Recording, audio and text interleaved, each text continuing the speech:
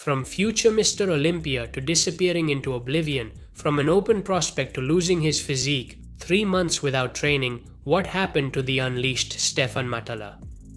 Do you remember back in 2023 when Stefan entered bodybuilding and started gaining visibility?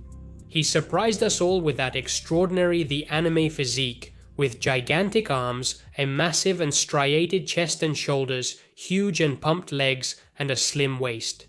He seemed destined to be among the best at the next classic Olympia, but it didn't turn out that way.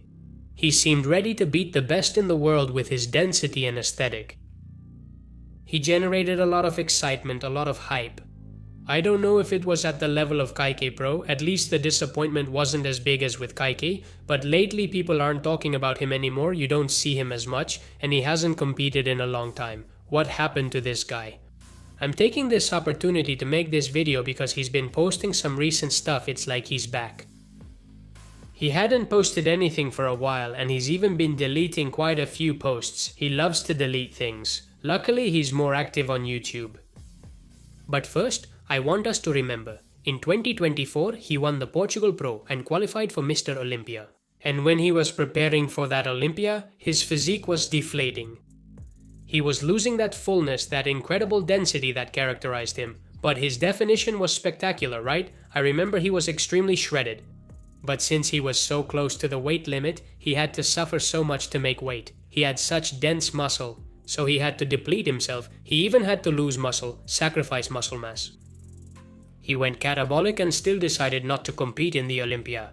And he had actually qualified. It's a shame because I really wanted to see him next to Chris Bumstead, in Chris Bumstead's last Olympia, next to the best in the world, to see if it was true that he was that good, and we never got to see it. He started training, he started growing, and he made his debut at the Tsunami Pro in September 2025. He finished 5th, which is impressive since he only recently made the change. And this would be yet another Olympia that he would miss.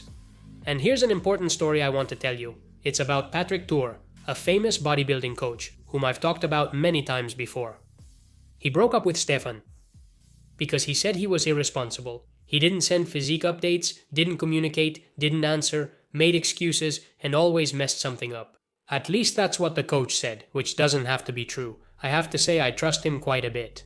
And we have proof of how good a coach he is. Stefan broke up with him due to his bad attitude. Additionally, I have to say that Stefan was caught in the past trying to game the classic physique measurements. He was bending his feet, like trying to stand on tiptoes to measure taller. Sometimes he comes, sometimes he goes, deletes all the posts, comes back and uploads them again. I don't know, he's a bodybuilder who sometimes doesn't seem very disciplined, doesn't take it seriously, or has big swings in motivation. For some reason, we've never seen him at the Olympia, and I feel like he's not reaching his full potential. It also has to be said everything about him was perfect. Since he switched to open, now his belly button sticks out a lot, which really ruins the aesthetics. His abdomen isn't good either. It's not symmetrical, it's not nice, and it's not deep. His back is quite underdeveloped. His shoulders and arms are too big compared to his back. He also has an asymmetry in his back. And also his biceps are quite flat, even though they're big, and this doesn't make them look good. Aside from those things, I think Stefan has a very impressive physique. Very good, very different. If you really get the most out of him, he could be a great open bodybuilder. If he wants to. Now in 2026, what's up with him? He hadn't posted anything since January. He has started posting things on his Instagram again, and it's just ads. If he has a coach, we don't know. What are his competition plans? We don't know. What's the goal? How is he doing? How is he training? We know very little. I've been watching some of his latest videos. In French, tough. Honestly, tough. But here I am, I survived. And apparently, according to him, he hadn't been dieting, training, or using almost no magic for 3 months. That's how he said it. It made me laugh. Magic, you know what that is, right? I think we all know. He trained and measured himself while pumped. This is very interesting. He did it so we could see how much he's lost. I'm not going to read all the measurements one by one. I'll put them on the screen for you. 50 how much? 50-50, not even muscle? But it's true that he had lost quite a few centimeters. He has muscle memory and PED support. Surely, if he gets serious again, In a month or two, he'll have regained all his lost size, all his muscle mass, and he'll be huge again.